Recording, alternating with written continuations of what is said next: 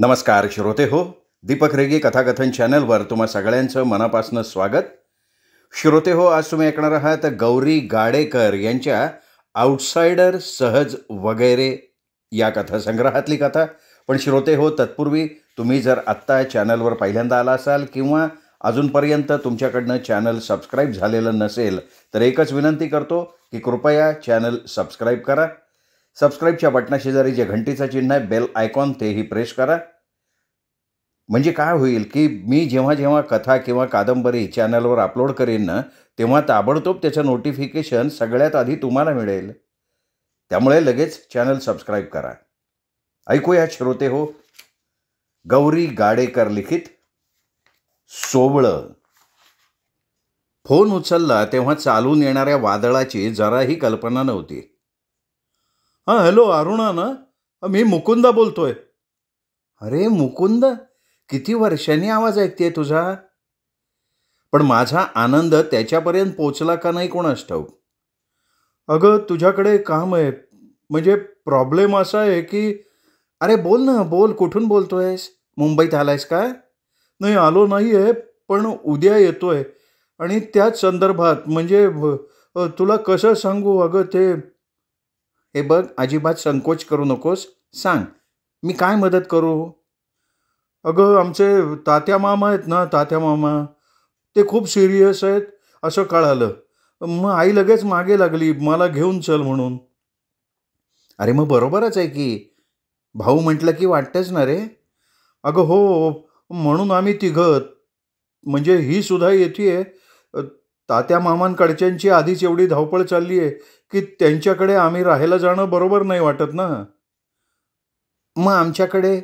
नाही, हिच्या भाऊजींची हल्ली मुंबईला बदली झाली आहे, त्यामुळे आम्ही दोघं त्यांच्याकडे राहू. पण आईला, म्हणजे तुला माहीतच आहे ना तिचं. अरे ते सोवळं वगैरे ना. हो ग, लोकांना कसा त्रास द्यायचा ना.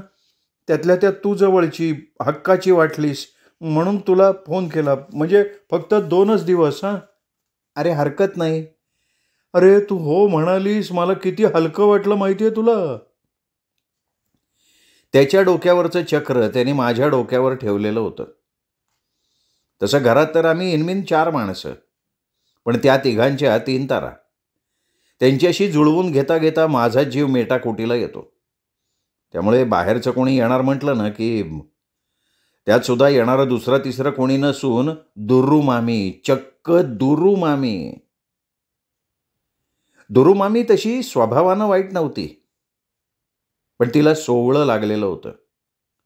कोणाचा जरासा स्पर्श झाला तरी ही जाऊन आंघोळ करणार आणि आंघोळीपूर्वी बादली, तांब्या सगळं चकचकीत घासून घेणार. बाहेर आल्यावर कोणी जवळून गेल्याचा संशय आला तर ही चालली पुन्हा आंघोळीला. दिवसाचा बराचसा भाग ती बाथरूममध्येच असते. तसं पूर्वी दुर्रू मामी म्हणजे हसण्याचा टॉपिक नंबर 1 होता. तिला ओळखणारी 2 जणं भेटली की तिचा विषय निघायचाच आणि मग तिच्या सोवळेच्या गमती जमती सांगता ऐकता तासाचे तास निघून जायचे. पण आत्ताची गोष्ट वेगळी होती. आता ती माझी मामी म्हणून येणार होती आणि घरातली तिघही, म्हणजे हे, अशोक आणि आभा, तिघांना. तेवढ्यात मला एक छान कल्पना सुचली. आभाला 2 दिवस माहेरी पाठवून द्यायचं. पण ती कसली खट. म्हणजे बाहेरचं कोणीतरी येणार म्हणून आपण आपलं घर सोडून जायचं. हे तरी काय. हे बघ, माझ्या रूममध्ये नको हं त्या. हां, बाहेरच्या दिवाणावर झोपू दे त्यांना. मग मी आशेनी अशोककडे बघितलं. तो काही बोलला नाही, पण त्याचा तो कटाक्ष. काय समजतात काय तुझे लोक. कुणीही यावं आणि सरळ नाही म्हणायचं ना. भोग आता आपल्या कर्माची फळं. माझ्याकडून कसल्या अपेक्षा करू नकोस हां, वगैरे वगैरे. मध्येच यांना आठवलं. अरे तुझी दुर्रू मामी म्हणजे सारखी आंघोळ करत बसते ती. झालं, अख्खा दिवस बाथरूम अडवून ठेवणार ती. पप्पा, वाटल्यास 2 दिवस तुम्ही आमची बाथरूम वापरा, आभा बोलली. बस हे एकच वाक्य. पुढे तीही काही बोलली नाही. बाकीचे दोघेही गप्पच. चला, म्हणजे युद्ध मला एकटीला खेळायचं आहे, आणि ते सुद्धा एकाच वेळी 2 शत्रुपक्षांशी. रात्रभर मला झोप नव्हती. पुरुषांचं जरा तरी, पण आभा म्हणजे नाचसून, तिच्यावर तर मामी बारीक लक्ष ठेवून असणार. घरात शिरलं की बाहेरच्या सँडल्स हातात धरून घर तुडवत आपल्या खोलीपर्यंत जाणार आणि कपाटाच्या खालच्या कप्प्यात सँडल्स ठेवणार. बाहेरचे कपडे एकदम झोपायच्या वेळीच बदलणार. सुरुवातीला मी सुनवायचा प्रयत्न केला, पण तिने लक्षच नाही दिलं. आणि एकदा अशोकने, तुला स्वतःला काही त्रास होतोय का? मग कशाला उगाच कटकट करतीयेस? असं म्हटल्यानंतर मी चक्क, तुका म्हणे उगी राहावे, जे जे होईल ते ते पाहावे, अशी संतवृत्ती धारण केली. पण मामीनी हे बघितलं तर ती मला अख्खं घर धुवायला लावणार. शेवटी हिय्या करून ऑफिसला निघता निघता आभाच्या कानावर घातलंच, हे बघ, मामी इथे असेपर्यंत 2 दिवस चपला बाहेरच्या कपाटातच ठेव. आल्याबरोबर बाहेरचे कपडे बदल. निदान 2 दिवस तरी ग. जमलं तर साडी, निदान शर्ट पॅन्ट नको. शिवाय हे बघा, मी लक्षात ठेवायचा प्रयत्न करीन. असं म्हणत आभा सटकली. निदान माझा मान राखायचा म्हणून तरी हो म्हणायचं. पण करायचं सोडा, हे करायचं लक्षात ठेवणार, ते सुद्धा नक्की नाही तर प्रयत्न करणार. सगळे ऑफिसला गेल्यावर मला रडूच यायला लागलं. अशोक नंतर नासवले होते त्याची आठवण झाली. ती मुलगी आता असती तर लग्न होऊन सासरी गेली असती एव्हाना, पण फोनवर का होईना माझं सगळं ऐकून घेतलं असतं. नको काळजी करूस, होईल सगळं व्यवस्थित, असं म्हणून मला धीर दिला असता. कदाचित मदतीलाही आली असती. नाहीतर आभा असून नसल्यासारखी. अशोकचं लग्न ठरलं तेव्हा किती आनंदले होते मी. मनातलं बोलायला चालायला एक बाई माणूस घरात येणार म्हणून. पण ही लामोळी तोंड उघडून बोलायलाच नको. कामापुरतं बोलणार. एरवी ढोम्म. तासभर दोघी स्वयंपाकघरात असलो तरी 2 वाक्यांच्या वर बोलणार नाही. तेवढ्यात आठवण झाली. मामीसाठी उपवासाचं सामान, फळं आणायची होती. शिवाय मुकुंदनं गोमूत्र नाहीतर तुळशीची पानं आणून ठेवायला सांगितलेलं होतं. 7:30च्या सुमाराला बेल वाजली. दार उघडलं तर बाहेर मुकुंदा आणि दुरू मामी. आता थकलेली वाटत होती. वय झालंच आहे, शिवाय प्रवासाचा शीण. या ना आत या. बाई, आधी आम्हाला पाय धुवू दे. बाहेरच्या पायांनी घरात यायचं का? अगं आई, आता इथे कुठे पाय धुणार? मुंबई येही. पाहिजे तर असं करूया, अरुणा आपल्या अंगावर. मग मी त्यांच्या अंगावर तुळशीचं पाणी शिंपडलं तेव्हा कुठे ती घरात शिरली. मुकुंदा, ती बॅग तशीच आणू नकोस रे आत, मामी म्हणाली. बोचकं वळकटीच्या जागी बॅग, ती सुद्धा कव्हरवाली आलेली बघून बरं वाटलं. अगं हो हो, मग लक्षात आहे माझ्या. असं म्हणत मुकुंदानं उंबरठ्या बाहेरच वरचं कव्हर काढलं आणि ते एका हातात लांब धरून दुसऱ्या हातानं सुटकेस घरात आणली.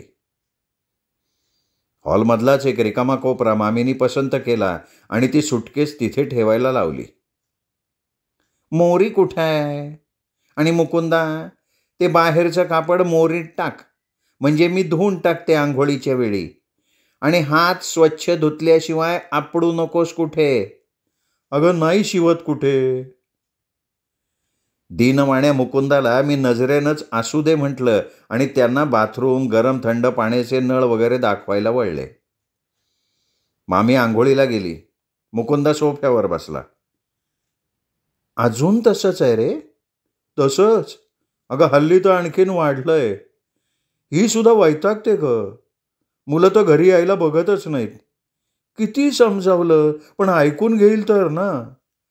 आता प्रवासात तर. अरे हॉस्पिटलमध्ये जायचं आहे ना तुम्हाला? नाही अगं, येता येता जाऊन आलो. नाही तर माहिती आहे ना, एकदा प्रवासातून आलो म्हणून आंघोळ करणार, नंतर हॉस्पिटलमधनं आलो म्हणून परत आंघोळ करणार.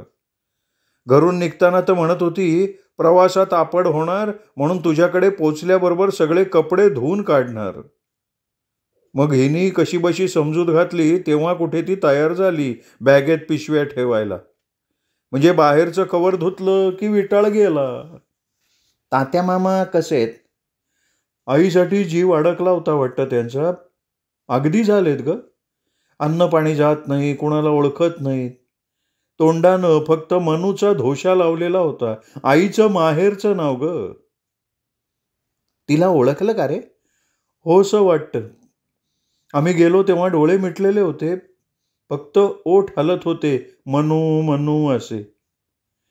आणि आश्चर्य म्हणजे आईने ही सोवळ्या ओवळ्याचा विचार न करता त्यांच्या कपाळावर हात ठेवला आणि म्हणाली, अरे तात्या डोळे उघड, बघ तरी मी आली आहे.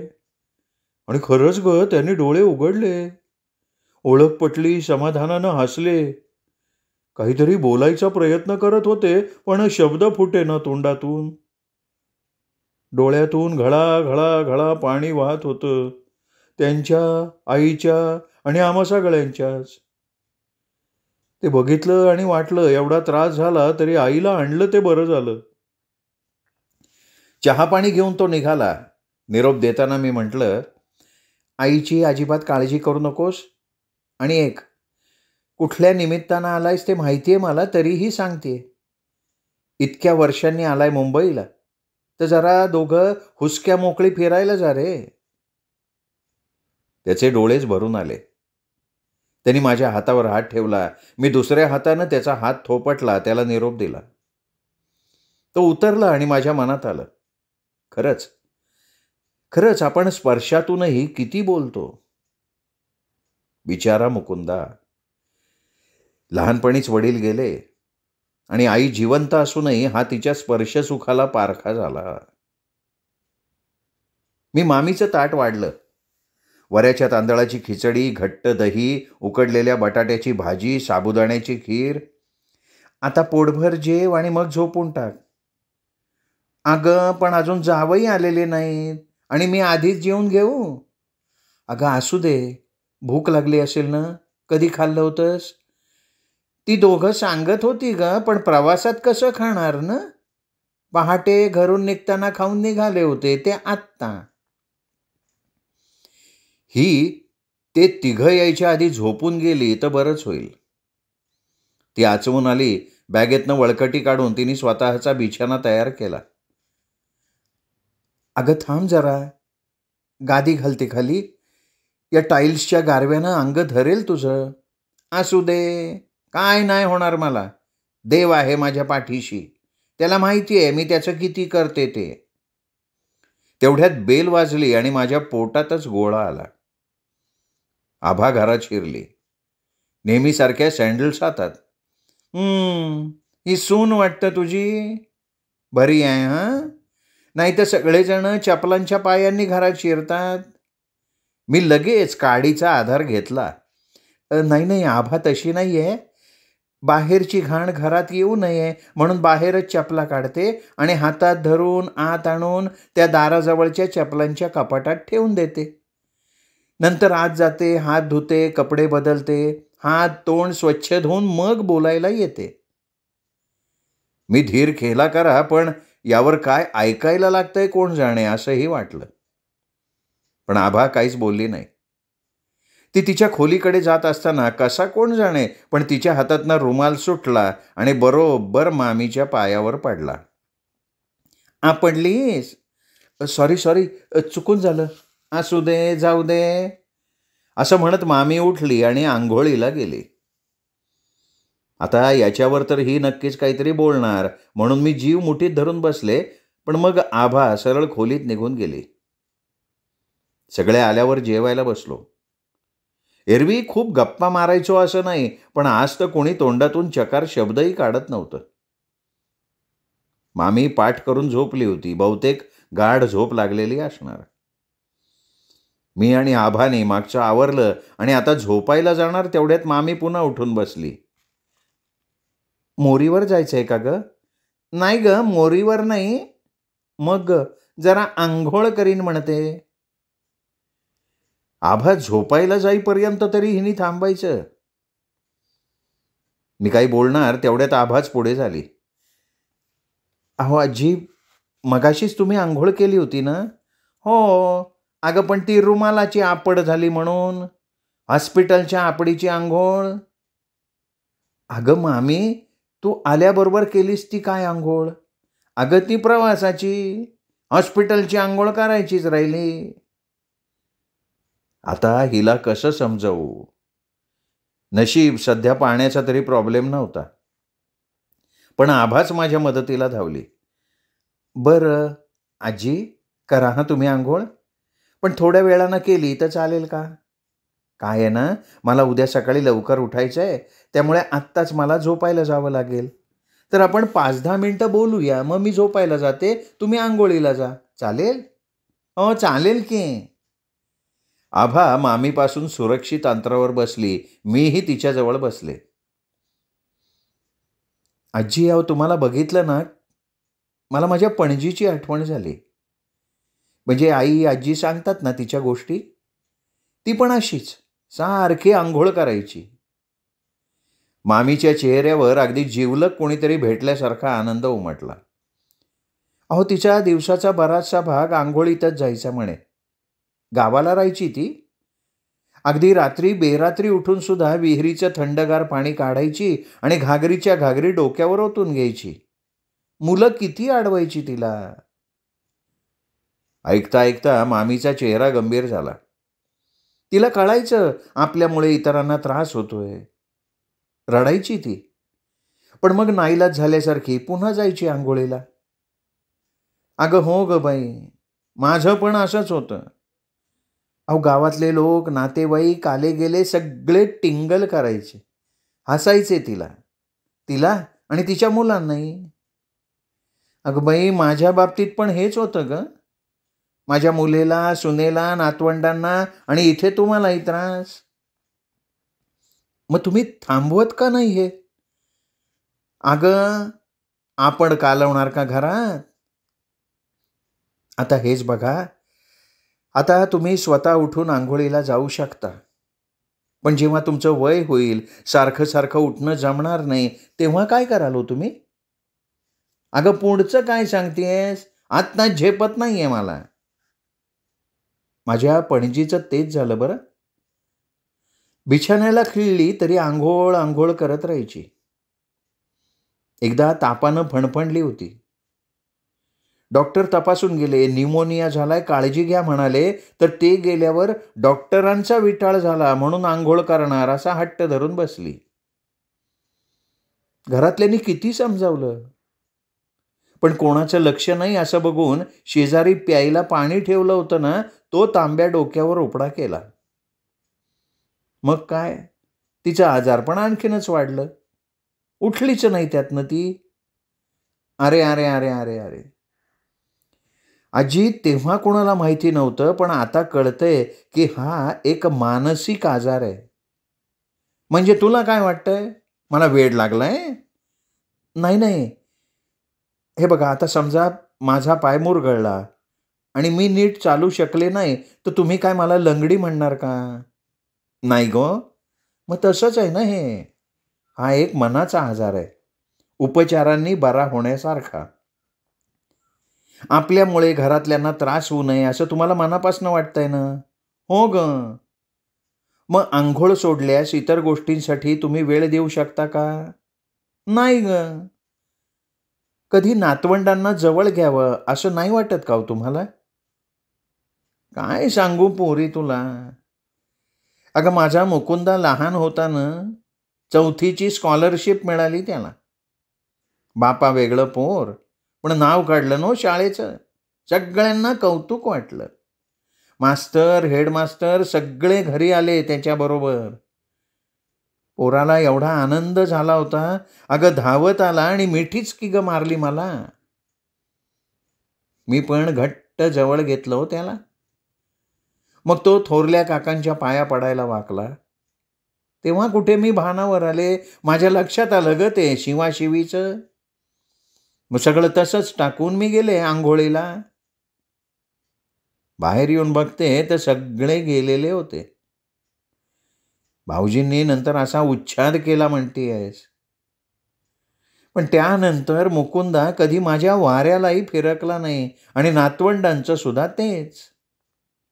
मग आपणही चार चौघांसारखं नॉर्मल आयुष्य जगावं असं तुम्हाला वाटतं ना? मामी विचारात पडली.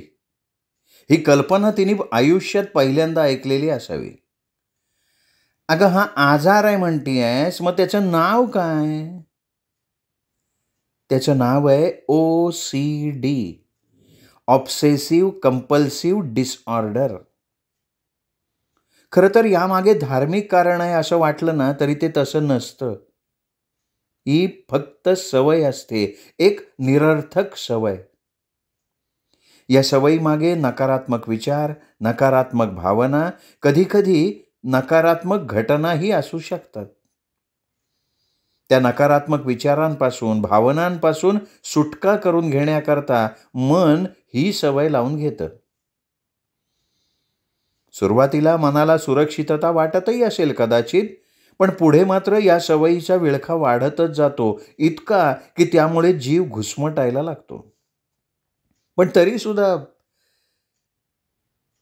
मानसोपचार तज्ज्ञांच्या मदतीनं अशा सवयीमागचे विचार, हेतू शोधून काढून त्यांना आपण मनामधून हद्दपार करू शकतो आणि या विकृत सवयीपासून स्वतःची सुटका करून घेऊ शकतो. थोडक्यात सांगायचं ना तर या आजारावर उपचार होऊ शकतात आणि कित्येक जण उपचारानं पूर्ण बरे सुद्धा झालेत. आभा बोलत होती त्यातलं मामीला कितीसं कळलं कोणास ठाऊक. पण एखादी महत्वाची गोष्ट तिच्याशी कोणीतरी बोलतंय याचं अप्रूप तिच्या तोंडावरनं ओसंडत होतं. माझ्यावर होऊ शकेल का उपचार? मी बरी होईन? का नाही होणार? मग मी घरी गेल्याबरोबर आमच्या डॉक्टरांच्याकडे जाते. नाही नाही आजी, अहो मानसिक आजारांचे डॉक्टर वेगळे असतात. माझी एक मैत्रीणच आहे मानसोपचार तज्ज्ञ. मी तुम्हाला तिच्याकडे घेऊन जाते. थोडे दिवस लागणार असतील तर इथेच थांबा. आई चालेल ना? अगं अवश्य. पण काय गं, तू म्हणतेस हे डॉक्टरांचं वगैरे खर्च खूप येईल ना गं? माझ्या मुकुंदाला झेपला पाहिजे ना गं? हे बघा, पैशाची काळजी तुम्ही नका करू. तुम्ही आजी आहात ना माझ्या, मग या नातीला हक्कच आहे तुमच्यासाठी खर्च करण्याचा. आता तुम्ही शांत झोपा. मघासच्या आंघोळीनं तुम्हाला शुद्ध केलंय असं म्हणतेस? हो. आभा आश्वासक सुरात उत्तरली. मामी समाधानानं आडवी झाली. आभाही झोपायला गेली. मी मात्र गोंधळून गेले. आत्तापर्यंत दुर्रू मामी म्हणजे कोडं वाटत होतं, पण आता आभा म्हणजे तिच्याहूनही मोठं कोडं वाटायला लागलं. पण हे कोडं मनाला आवडून गेलं. तिच्या कौतुकाने मन तुडुंब भरलं. श्रोते हो, तुम्ही ऐकत होतात गौरी गाडेकर यांची कथा सोवळं. कथा कशी वाटली कमेंट करून जरूर कळवा. ही कथा आपल्या कथाप्रेमी मित्रपरिवारात, नातेवाईकात शेअर करा आणि त्या सर्वांना दीपक रेगे कथाकथन चॅनल सबस्क्राईब करायला सांगा, कारण दीपक रेगे कथाकथन चॅनलवर अशाच उत्तमोत्तम कथा आणि कादंबरी त्यांना नियमितपणे ऐकायला मिळतील. भेटूया श्रोते हो. नमस्कार तोपर्यंत.